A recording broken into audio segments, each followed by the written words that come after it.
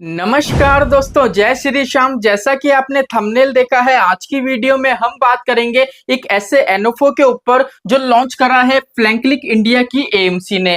अब इस एनओफओ की खास बात यह है, अगर हम इसकी टैगलाइन की बात करें तो इस एनओफओ की टैगलाइन है एक जगह जब साथ हो तीनों। अब तीनों का मतलब ये है, ये जो फंड है हमारा, ये पहली चीज तो है मल्टी कैप का। अब मल्टी कैप की बात करें तो यहाँ पे लिखा हुआ है एक जगह जब साथ हो तीनों, तो कहने का मतलब है तीनों का मतलब लार्ज कैप भी आ गया, मिड कैप भी आ गया, स्मॉल कैप भी आ गया। तो कहने का मतलब है यहाँ पे अगर आप इन्वेस्टमेंट करते हो तो आपका जो पैसा है वो अलग अलग सेक्टर में इन्वेस्ट होगा और आपको फ्लेक्सिबिलिटी वहां पे देखने को मिलेगी। तो आज की वीडियो में कंप्लीट आपको बताएंगे कि ये जो एनएफओ लॉन्च हुआ है ये आपके लिए सही है या नहीं, कि आपको इसमें इन्वेस्टमेंट करना चाहिए या नहीं। तो चलिए शुरू करते हैं आज की हमारी वीडियो को। चैनल पे नए हो तो चैनल को सब्सक्राइब करके बेल आइकन के बटन को दबा दीजिए। तो चलिए शुरू करते हैं। अब दोस्तों यहाँ पे बात कर रहे हैं हम हमारे एनएफओ की। तो एनएफओ का पूरा नाम है Franklin India multi cap fund direct growth NFO. ठीक है, अभी मैं जिसके बारे में बता रहा हूं वो डायरेक्ट है हमारा, ठीक है, रेगुलर प्लान नहीं है।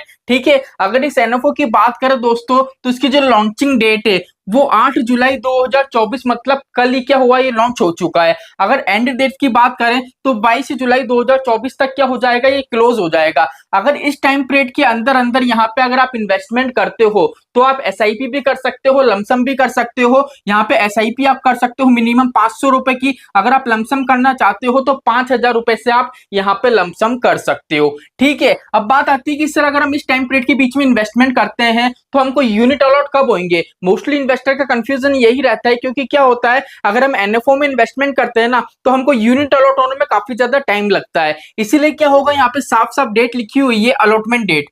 मतलब ये है अगर आप इन्वेस्टमेंट करोगे इस टाइम पीरियड के अंदर तो यूनिट आपको अलॉट हो जाएंगे 29 जुलाई तक। ठीक है, लेकिन इस टाइम पीरियड में आप इन्वेस्टमेंट करोगे, अगर आप एसआईपी करते हो, लमसम करते हो, तो एनएवी का जो प्राइस रहेगा वो 10 रुपए का रहेगा। जैसे मान लीजिए अगर आप 1,000 रुपए यहाँ पे इन्वेस्ट करते हो, 10 रुपए का एनएवी प्राइस है, तो इस हिसाब से कितने यूनिट अलॉट होंगे आपको यूनिट अलॉट हो जाएंगे 100। ठीक है, तो इस हिसाब से ये चलता है। जब भी कोई एएमसी है मार्केट में अपना नया फंड लॉन्च करती है, ठीक है, तो वो जिस वैल्यू पे अपना फंड लॉन्च करती है उसको बोलते हैं, या तो आप उसको एनएवी वैल्यू बोल सकते हैं या तो आप उसको बोल सकते हो इश्यू प्राइस। ठीक है, इश्यू प्राइस इसलिए क्योंकि फर्स्ट टाइम कोई एएमसी अपना फंड है वो मार्केट में लॉन्च कर रही है, इसलिए उसको बोलते हैं इश्यू प्राइस। आप इश्यू प्राइस भी बोल सकते हो और इसको एनएवी प्राइस भी बोल सकते हो। अब यहाँ पे खास बात यह है दोस्तों, अगर आप यहाँ पे इन्वेस्टमेंट करते हो तो मल्टी कैप का फंड है। ठीक है, यहाँ पे देख लीजिए नाम में आपको पता पड़ रहा है multi cap. Multi cap category का फंड है तो नॉर्मल सी बात है, यहाँ पे आपको जो मार्केट कैप है इसमें लार्ज कैप भी दिखेगा, मिड कैप भी दिखेगा, स्मॉल कैप भी दिखेगा। तो यहाँ पे देख लीजिए मैंने कंप्लीट लिख दिया है। अब यहाँ पे देख लीजिए मैं आपको एक चार्ट बताता हूँ, उस चार्ट के माध्यम से आपको इजीली समझ में आएगा।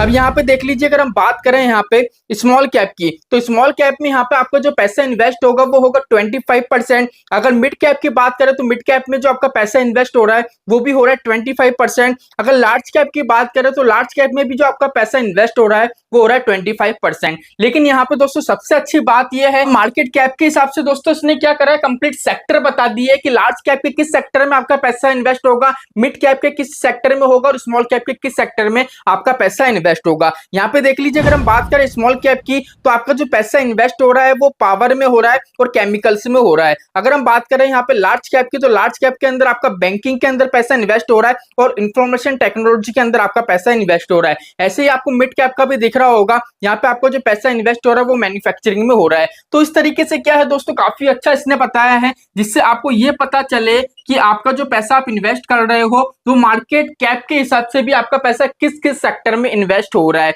अब यहाँ पे क्या है दोस्तों, आपका पैसा लार्ज मिड स्मॉल तीनों में लग रहा है, वो भी बराबर की क्वांटिटी में। इसलिए क्या होगा दोस्तों, यहाँ पे आपको जो रिस्क है, बिकॉज क्या है अगर लार्ज कैप में इन्वेस्टमेंट होता है तो वहां पे आपको फ्लेक्सिबिलिटी मिलती है, क्योंकि निफ्टी 50 की टॉप 100 कंपनी में आपका पैसा इन्वेस्ट होता है। मिड कैप से क्या होता है, वहां पे आपका थोड़ा सा रिस्क बढ़ता है लेकिन आपका जो रिटर्न है वहां पे थोड़ा बहुत बढ़ जाता है। अगर स्मॉल कैप की बात करते हो तो वहां पे रिस्क बढ़ता है लेकिन आपका रिटर्न भी काफी ज्यादा बढ़ जाता है। लेकिन जब तीनों सेक्टर में आपका पैसा इन्वेस्ट होता है, तीनों मार्केट कैप के अंदर, तो क्या होता है कि एवरेज रिटर्न आपको मिलने लग जाता है और एवरेज रिस्क के साथ आपका इन्वेस्टमेंट कंटिन्यू चलता रहता है। तो यहाँ पे काफी अच्छी ये चीज है। अब बात ये आती है कि सर हमने हमारा पैसा इन्वेस्ट करा, तो आपका पैसा क्या होगा दोस्तों, दो तरीके से इन्वेस्ट हो सकता है। पहला तो ये है 100% इक्विटी में हो जाए। अगर 100% इक्विटी में नहीं होता है तो इक्विटी में कितना पार्ट इन्वेस्ट होगा, 75%। ठीक है, अगर इक्विटी में 75% इन्वेस्ट हुआ तो बाकी का जो 25% बचेगा ना, वो एक तो डेप्थ में होगा और बाकी क्या हो जाएगा, आपका कैश होल्ड हो जाएगा लिक्विड फॉर्म के अंदर।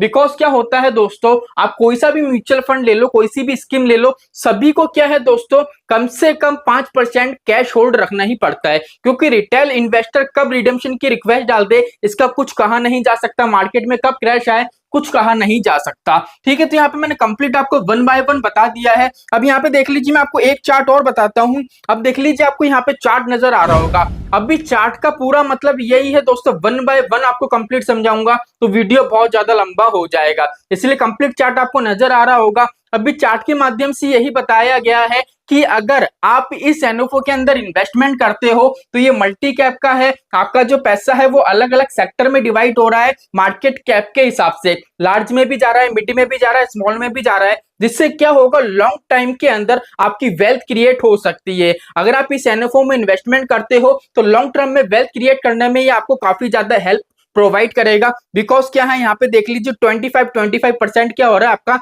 लार्ज में, मिड में, स्मॉल कैप में पैसा इन्वेस्ट हो रहा है। ठीक है, अगर बात करें दोस्तों इसके बेंचमार्क की, तो इसका बेंचमार्क है Nifty 500 multi cap 50-25-25 total return index, ये इसका बेंचमार्क हो चुका है। अगर हम बात करें एएमसी की, हमारी जो फ्रैंकलिन इंडिया की एएमसी है, अगर हम बात करें इंडिया में कौन से नंबर पे है, तो इंडिया में दोस्तों हमारी ये जो एएमसी है ये 11वें नंबर पे। अगर इस एएमसी का टोटल, ये एएमसी के अंदर जितने भी फंड हैं, ये एएमसी कौन सी होगी, फ्रैंकलिन इंडिया। अब फ्रैंकलिन इंडिया की म्यूचुअल फंड के अंदर जितनी भी स्कीम है, अगर उन सभी स्कीम्स का हम पैसा जोड़ें, ठीक है, एयूएम जोड़ें, तो टोटल इसका जो एयूएम हो रहा है वो हो रहा है 93,397 करोड़ का।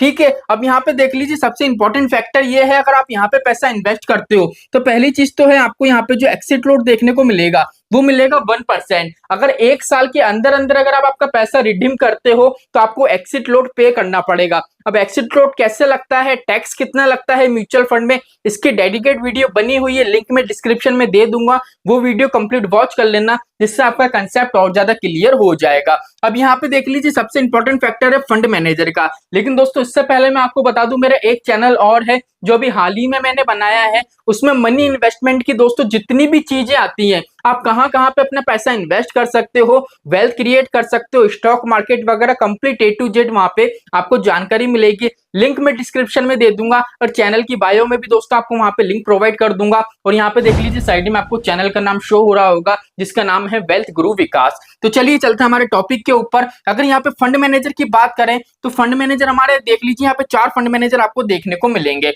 पहले का नाम है आर जानकी रामन, दूसरे का नाम है संदीप जी, तीसरे के नाम की बात करें तो अखिल जी हैं, चौथे की बात करें तो किरण जी की है। अब चारों की चारों जो ये फंड मैनेजर हैं दोस्तों, हमारी जो ये एएमसी है फ्रैंकलिन इंडिया, इसके जितने भी फंड्स हैं उनमें से कुछ फंड्स में क्या है, ये फंड मैनेजर के रूप में कार्य कर रहे हैं। अभी अगर बात करें दोस्तों इनकी, ठीक है, तो यहाँ पे क्या है दोस्तों, फ्लेक्सी कैप, जो हमारा फ्रैंकलिन इंडिया का फ्लेक्सी कैप फंड है उसमें फंड मैनेजर है। अगर उस फ्लेक्सी कैप की हम रिटर्न की बात करें, फ्रैंकलिन इंडिया फ्लेक्सी कैप के रिटर्न की बात करें तो 1 साल का रिटर्न है 46%, 3 साल का 23%, 5 साल का 22% और ऑल टाइम का रिटर्न देखें तो 18% है। तो कहीं ना कहीं अगर हम फंड मैनेजर को देखें तो फंड मैनेजर में किसी प्रकार की दिक्कत परेशानी नहीं है। हमारे जो चारों के चारों फंड मैनेजर हैं काफी बेटर है। अगर इनमें भी हम स्ट्रॉन्ग देखें तो हमारे पास जो पहले नंबर के हमारे फंड मैनेजर है काफी स्ट्रॉन्ग है, इसलिए हमको किसी प्रकार की यहाँ पे दिक्कत परेशानी नहीं आएगी। अब बात ये आती है कि सर हमको इन्वेस्टमेंट करना चाहिए या नहीं।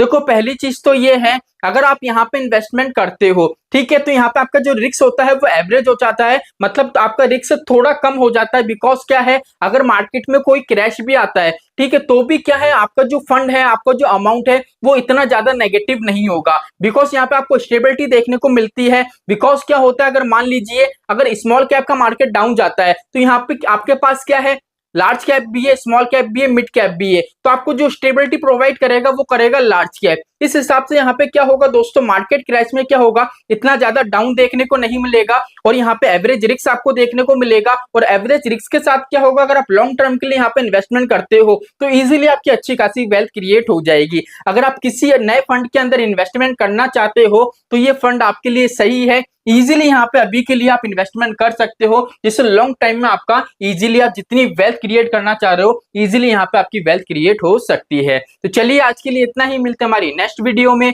जय श्री श्याम दोस्तों, जय श्री राधे।